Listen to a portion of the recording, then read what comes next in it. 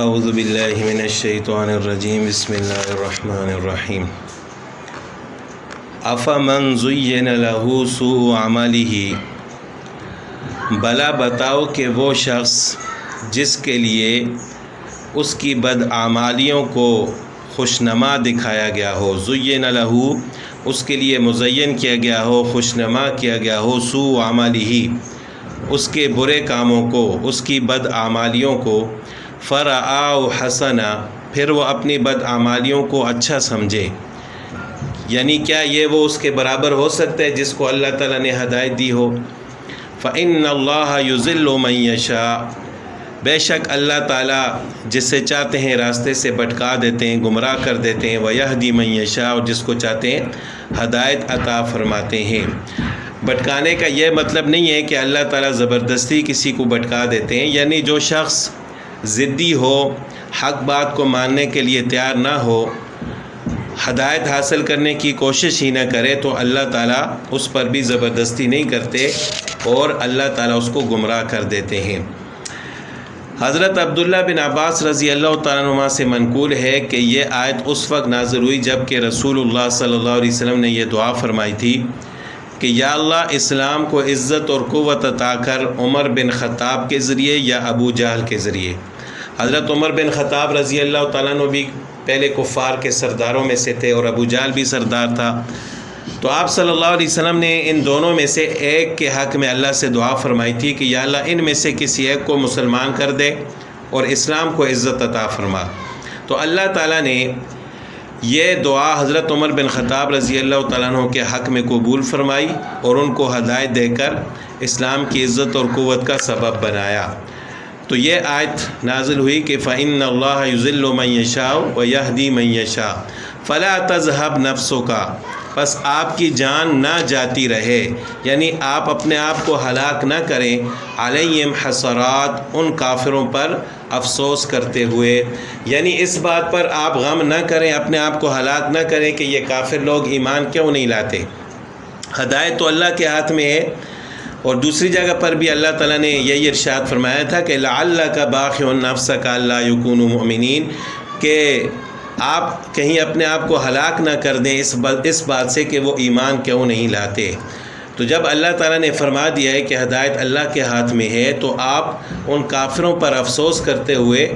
اپنے آپ کو ہلاک نہ کریں۔ ان اللہ علیم بما یصنعون، بے شک اللہ تعالیٰ جاننے والے ہیں جو کچھ وہ کرتے ہیں۔ واللہ الذی ارسل الریاح، یہاں سے اللہ تعالیٰ کی قدرت کے کچھ کرشمے بیان کیے گئے ہیں۔ اللہ تعالیٰ وحدہ لا شریک ہیں اور پوری کائنات کا نظام چلانے والے وہی ہیں۔ یہاں سے اللہ تعالیٰ کی قدرت کو بیان کرتے ہوئے اللہ تعالیٰ فرماتے ہیں کہ واللہ الذی، اللہ تعالیٰ وہ ذات ہے، ارسل الریاح جو بیچتا ہے ہواؤں کو، ریاح جمع ریح کی ہوائیں، فتصیر سحاباً پھر وہ ہوائیں اٹھاتی ہیں بادلوں کو، سحاب کہتے ہیں بادلوں کو، فسقناہ الی بلد میت پھر ہم ہانکتے ہیں ان بادلوں کو ایسی زمین کی طرف جو کہ مردہ ہو چکی ہو، یعنی بارش اور پانی نہ ہونے کی وجہ سے جو بالکل خشک ہوگی ہے، مردہ ہوگی ہے، ہم بادلوں کو اس زمین کی طرف ہانکتے ہیں۔ فأحیینا بہ الارض پھر اس پانی اور بارش کے ذریعے ہم زندہ کرتے ہیں اس زمین کو، بعد موتہا اس کے مرنے کے بعد، یعنی اس کے خشک ہونے کے بعد ہم دوبارہ اس کو تر و تازہ کرتے ہیں، پھر اس سے سبزہ نکلتا ہے۔ کذالک النشور اسی طرح ہوگا تمام مخلوق کا جی اٹھنا، یعنی قیامت کے دن یہ ایک مثال ہے دنیا میں، جس طرح اللہ تعالیٰ مردہ زمین کو دوبارہ آباد فرماتے ہیں، تو اسی طرح اللہ تعالیٰ قیامت کے دن بھی تمام مخلوق کو زندہ فرمائیں گے۔ من کان یرید العزت، جو شخص عزت چاہتا ہو، فللہ العزت جمیعا تو اللہ ہی کے قبضے میں ہے ساری عزت۔ الیہ یصعد الکلم الطیب اسی کی طرف چڑھتا ہے پاک کلمہ، والعمل الصالح یرفع اور نیک عمل اس کلمے کو اوپر اٹھاتا ہے۔ والذین یمکرون السیئات وہ لوگ جو بری بری تدبیریں کرتے ہیں، لہم عذاب شدید ان کے لیے سخت عذاب ہے، ومکر اولئک هو یبور اور ان کی تدبیر ہی ملیہ میٹ ہو کر رہے گی۔ تو اب اس آیت کریمہ میں جو اللہ تعالیٰ نے فرمایا کہ الیہ یصعد الکلم الطیب والعمل الصالح، کہ نیک کلمہ اوپر چڑھتا ہے یعنی اللہ کی طرف، اور عمل صالح اس کلمے کو اوپر اٹھاتے ہیں۔ یرفع کی ضمیر فاعل کلمہ طیب کی طرف اور ضمیر مفعول عمل صالح کی طرف لوٹ رہی ہے، یعنی فاعل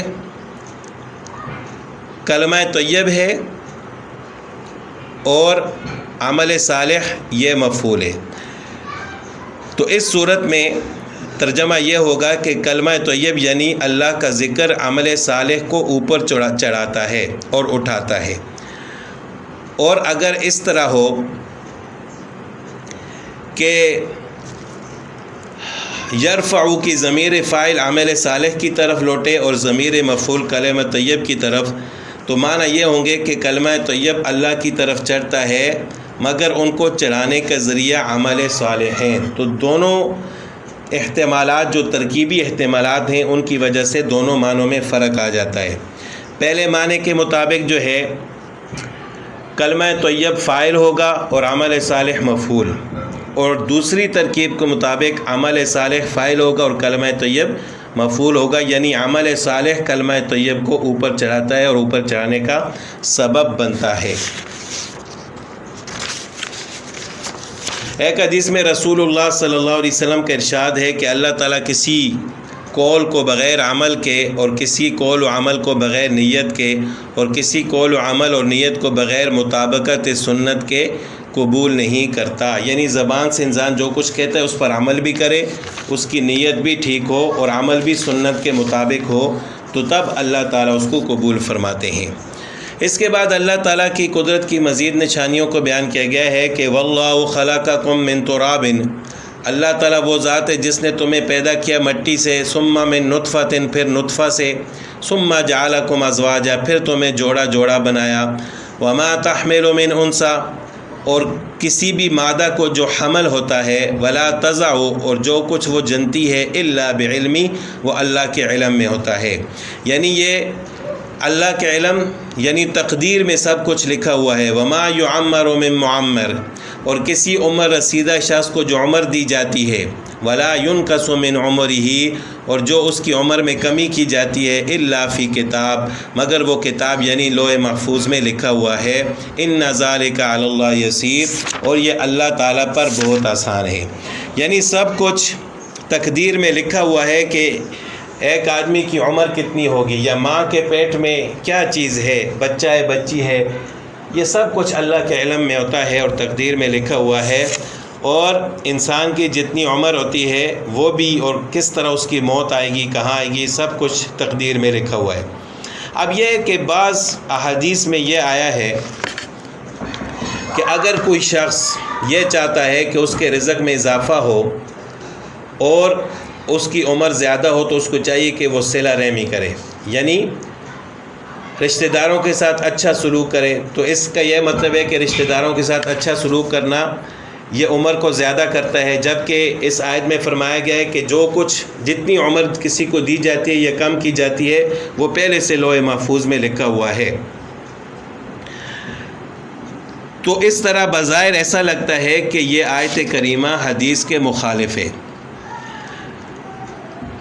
امام نسائی رحمۃ اللہ علیہ نے اس آیت کی تفسیر میں یہی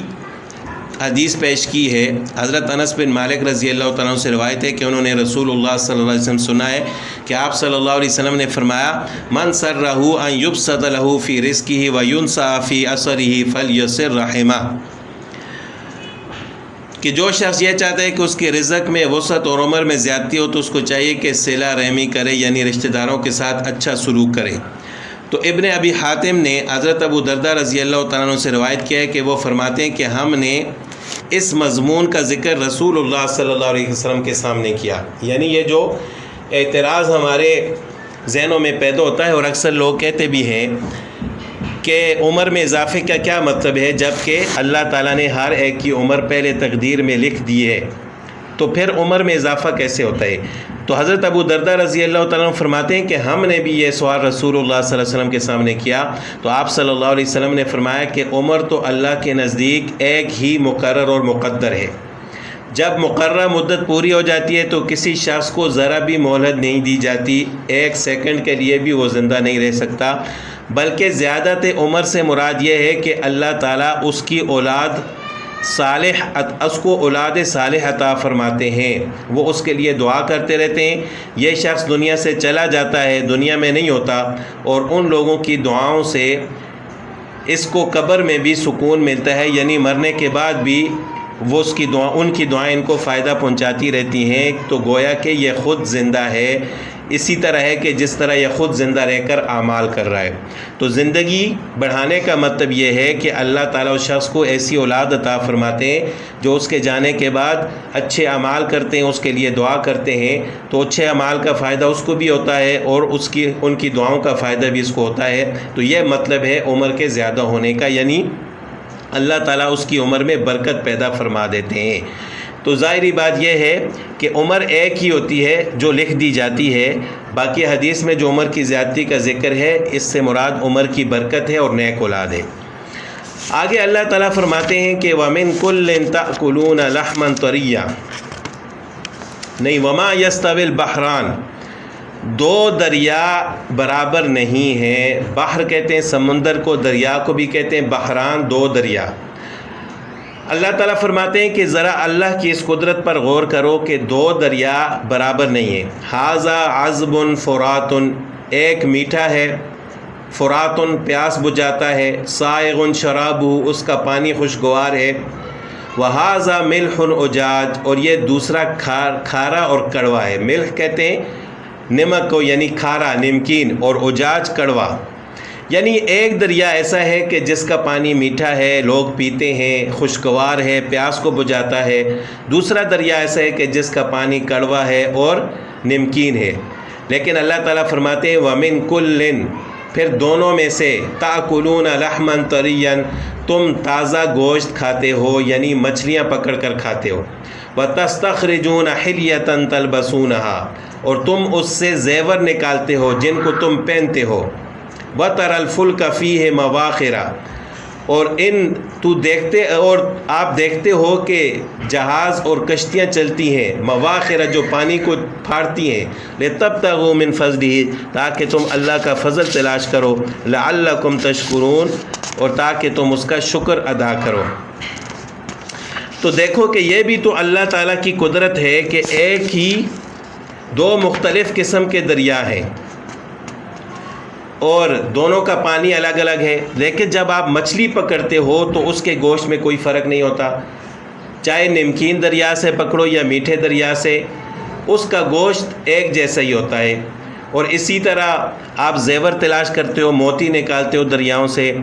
تو ان میں بھی کوئی فرق نہیں ہوتا۔ اسی طرح کشتیاں چلتی ہیں، چاہے پانی مختلف ہو لیکن کشتیاں بھی اسی طرح چلتی ہیں۔ تو یہ اللہ کی قدرت ہے کہ دونوں کا پانی پینے میں ایک جیسا نہیں ہے لیکن باقی فائدے دینے میں دونوں ایک جیسے ہیں۔ یہاں پر اللہ تعالیٰ نے فرمایا کہ لحمن طرین، کہ تمہیں تازہ گوشت کھانے کو ملتا ہے، اس سے مراد مچھلی ہے، اور مچھلی کو گوشت کے لفظ سے تعبیر کرنے میں اس طرف اشارہ ہے کہ مچھلی خود بخود ایک حلال گوشت ہے، یعنی اس کو ذبح کرنے کی ضرورت نہیں ہوتی۔ سمندر کے جانوروں میں صرف مچھلی حلال ہے اور مچھلی بغیر ذبح کیے کھائی جاتی ہے، اس کو ذبح کرنے کی ضرورت نہیں ہوتی، برخلاف دوسرے جانوروں کے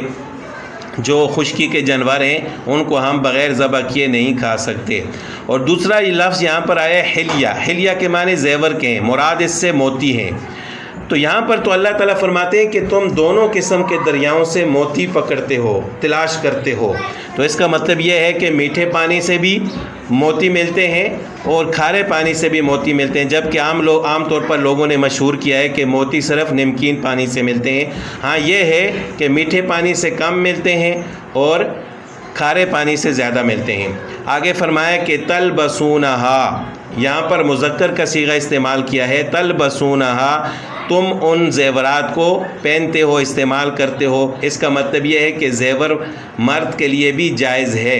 لیکن اس کے لیے 2 شرطیں ہیں۔ پہلی شرط تو یہ ہے کہ سونا اور چاندی نہ ہو، سونے اور چاندی کا زیور مرد کے لیے جائز نہیں ہے، اور دوسرا یہ ہے کہ ایسا زیور نہ پہنے جس سے عورتوں کے ساتھ مشابہت ہو، یعنی ایسا زیور مرد نہ پہنے کہ لوگ دیکھ کر یہ سمجھیں کہ یہ مرد نہیں ہے، کوئی عورت ہے۔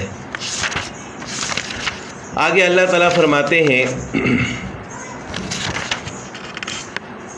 یولج اللیل فی النہار، یہ بھی اللہ تعالیٰ کی قدرت کی ایک نشانی ہے کہ اللہ تعالیٰ رات کو دن میں داخل فرماتے ہیں، ویولج النہار فی اللیل، اور دن کو رات میں، یعنی کبھی دن کم ہوتا ہے رات زیادہ ہوتی ہے، جس طرح آج کل دن بڑے ہیں رات کم ہے، لیکن سردیوں میں رات بڑی ہوتی ہے دن چھوٹا ہوتا ہے۔ اسی طرح رات کے بعد دن آتا ہے، دن کے بعد رات آتی ہے۔ وسخر الشمس والقمر، اور اللہ تعالیٰ نے سورج اور چاند کو کام میں لگایا ہوا ہے۔ کل یجری لاجل مسمى، ان میں سے ہر ایک رواں دواں ہے ایک مقررہ وعدے تک، یعنی جب تک اللہ تعالیٰ نے ان کو، جب تک کائنات قائم ہے اللہ تعالیٰ نے ان کو ایک کام میں ایک سفر پر جاری کیا ہوا ہے۔ ذالکم اللہ ربکم، یہ ہے تمہارا رب، لہ الملک، اسی کے لیے ساری بادشاہت ہے، والذین تدعون من دونہ۔ اب یہ اللہ تعالیٰ کی ساری صفات اور قدرت کے کارنامے کرشمے بیان کرنے کے بعد اللہ تعالیٰ نے فرمایا کہ اللہ تو وہ ہے جس نے کھارا پانی بھی پیدا کیا، میٹھا پانی بھی پیدا کیا، اس میں کشتیاں بھی چلائیں، سورج اور چاند کو بھی کام میں لگا دیا، اس کھارے پانی سے اور میٹھے پانی سے تمہارے لیے گوشت بھی پیدا کر دیا، زیور بھی پیدا کر دیا، اور اسی طرح کسی کی عمر زیادہ ہوتی ہے کم ہوتی ہے، یہ بھی اللہ کی قدرت میں ہے۔ والذین تدعون من دونی، اور جن کو تم پکارتے ہو اللہ کے علاوہ، ما یملکون من قطمیر، وہ تو کھجور کی گٹھلی کے چھلکے کے مالک بھی نہیں ہیں۔ قطمیر کہتے ہیں کھجور کی گٹھلی کے اوپر جو ہلکا سا چھلکا ہوتا ہے، وہ تو اس کے بھی مالک نہیں ہے، یعنی کھجور کو بھی چھوڑو، اس کی گٹھلی کو بھی چھوڑو، اس کے اوپر ہلکا سا جو چھلکا ہوتا ہے، یہ تم جن بتوں کو پکارتے ہو اللہ کے علاوہ، یہ تو اس کے بھی مالک نہیں ہے۔ ان تدعوہم لا یسمعوا دعاکم، اگر تم ان کو پکارو گے تو وہ تمہاری پکار کو سنتے نہیں ہیں۔ ولو سمعوا، اگر سن بھی لیں، مستجابوا لکم، تو وہ تمہیں جواب نہیں دے سکتے، وہ تمہارے کسی کام نہیں آ سکتے۔ ویوم القیامۃ یکفرون بشرککم، اور قیامت کے دن وہ تمہارے شریک ٹھہرانے سے منکر ہو جائیں گے، وہ انکار کریں گے تھے کہ ہم نے تو ان کو نہیں کہا تھا کہ ہمیں اللہ کے ساتھ شریک کرو۔ ولا ینبئک مثل خبیر، اور جو سب باتوں کا جاننے والا ہے، خبر رکھنے والا ہے، اس جیسا تمہیں کوئی بھی نہیں بتلائے گا، یعنی جس طرح اللہ تعالیٰ تمہیں ہر چیز بتلا رہے ہیں، اس جیسا تمہیں اور کچھ بھی نہیں، کوئی بھی نہیں بتلا سکتا۔